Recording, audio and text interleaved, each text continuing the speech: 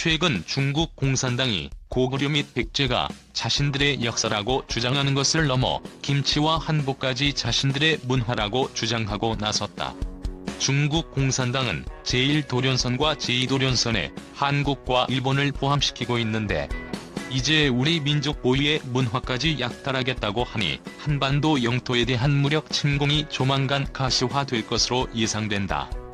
최근 미 국방정보국 DNI는 중국 공산당이 2020년 미 대선에 개입했다고 공식적으로 보고서를 미 의회에 보내고 언론에 공개하여 세계적으로 충격을 주었다.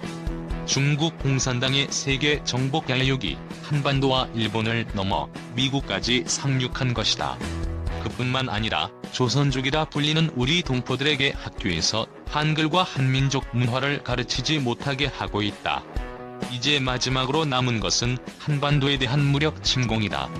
중국 대군은 4만 톤급 이상의 항공모함을 지속적으로 건조하면서 대형화시켜 나가고 있어 한반도에 대한 영토 침공이 본격화될 것으로 예상된다. 이에 대응하기 위해서 우리 해군도 4만 톤급 경항공모함의 건조를 추진 중에 있지만 F-35A나 F-35C에 비해 성능이 떨어지는 F-35B를 20대 정도 탑재한다고 하니 점점 대형화되는 중국 해군 항공모함에 맞대응하기에는 역부족으로 생각된다. 중국 해군의 항모전단에 대응하기 위해서는 우리 해군도 10만 톤급 정규 항공모함 전단을 건설하는 것이 절실하다. 항공모함 호위전단은 국산 잠수함 및 이지스함을 건조하여 배치하면 되니 기술적 문제는 없을 것으로 전망된다. 다만 10만 톤급 항공모함 선체 건조를 함에 있어 일부 부족한 기술은 미국이나 영국과 협의하여 도입하면 될 것이다. 미국과 영국이 대중국 포위망을 좁혀나가고 있는 상황이기에 우리가 10만 톤급 항공모함을 건조하겠다고 한다면 지원을 하지 않을 리가 없을 것으로 전망된다. 함재기는 미 해군이 사용하는 F-35C를 도입하되 기술을 이전받아 국산 KF-X를 추가로 함재기로 개발하는 것도 검토해볼 필요가 있다. 해상작전 헬기는 국산 수리온 헬기를 해군형으로 개발하여 탑재할 수도 있을 것이고 성능이 부족하면 미국산 헬기를 도입하면 될 것이다. 한 개의 항모전단을 건조하면 대한민국의 조선산업, 항공우주산업, 전기전자 산업 등 많은 부분에서 산업 경쟁력 강화가 이루어지는 것을 물론 고급 일자리가 많이 창출될 것으로 전망된다. 한국 해군이 항공모함을 보유하되 미 해군과 항공모함을 공유한다면 빠른 시일 내에 운영 노하우도 습득할 수 있을 것이다. 미 해군의 입장에서 봤을 때 매번 항공모함 전단을 이끌고 오는 것보다 함재기 몇 대만 한국 해군 항공모함에 탑재를 하면 실질적으로 한 개 항모전단이 구성이 되니 예산 절감 차원에서도 마다하지 않을 것이다. 항모전단 건설에 투입된 예산은 많은 부분을 세금으로 회수할 수 있게 되므로 손해보는 일은 아닌 셈이다. 게다가 한국이 대중국 압박에 확실하게 참여한다는 메시지를 미국 측에 전달하게 되므로 미국이 연간 5천억 달러어치 중국산 물건을 사주던 것을 한국산 제품 구매로 전환해 줄 것을 미국 측에 강력하게 요구할 수 있게 되니 많은 국산 제품들의 미국 수출이 가능하여 국내 제조업이 활황을 맞이할 수도 있게 된다. 한 개의 정규 항모전단을 건설할 경우 전문가들은 약 20에서 30조 원이 소요될 것으로 전망하는데 이 많은 예산을 어떻게 마련할지가 문제가 될 것이다. 최근 언론 보도에 따르면 우리 정부가 지난 15년간 출생률 향상을 위해 사용한 예산이 225조에 달한다고 한다. 그럼에도 불구하고 출생률이 0.86명으로 떨어져 예산을 효율적으로 사용한 것이 맞는지 매우 의문이 드는 상황이다.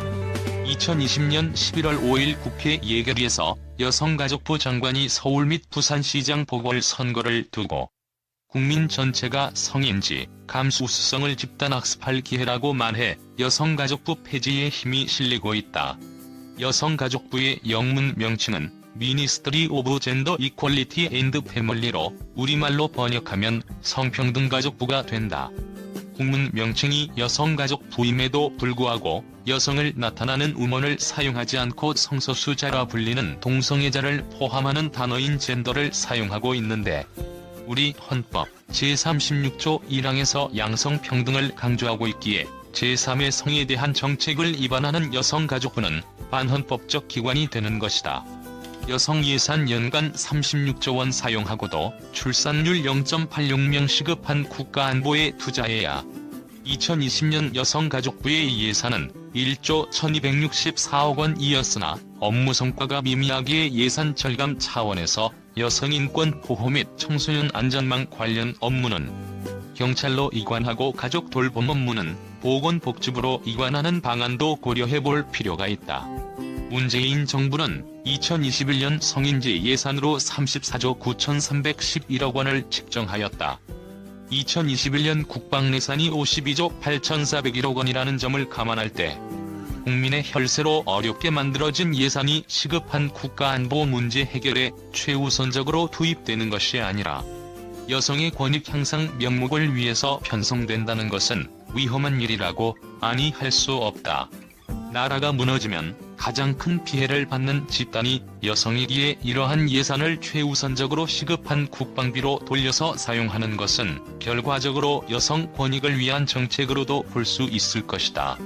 출생률 저하로 업무 효율성에 의심을 받고 있는 여성가족부 예산 1조 1264억 원과 성인지 예산 34조 9311억 원 등 총 36조 575억 원에 일부를 국방비로 돌려 항모전단 건조 등과 같은 국가안보 분야에 최우선적으로 투입하고 덜 급한 여성 관련 예산은 부처 간 업무 조정 등을 통해서 절감되는 예산으로 충당하면 여성의 권익도 충분히 보호할 수 있을 것으로 전망된다. 국가안보가 무너지면 가장 피해를 많이 보는 것이 여성이라는 점을 감안할 때 여성을 위해서 투입되는 36조 원이 넘는 예산의 일부를 국가안보에 최우선적으로 사용하는 것은 논리적으로 문제가 없어 보인다. 국가안보가 제1의 복지라는 점을 잊지 말아야 할 것이다.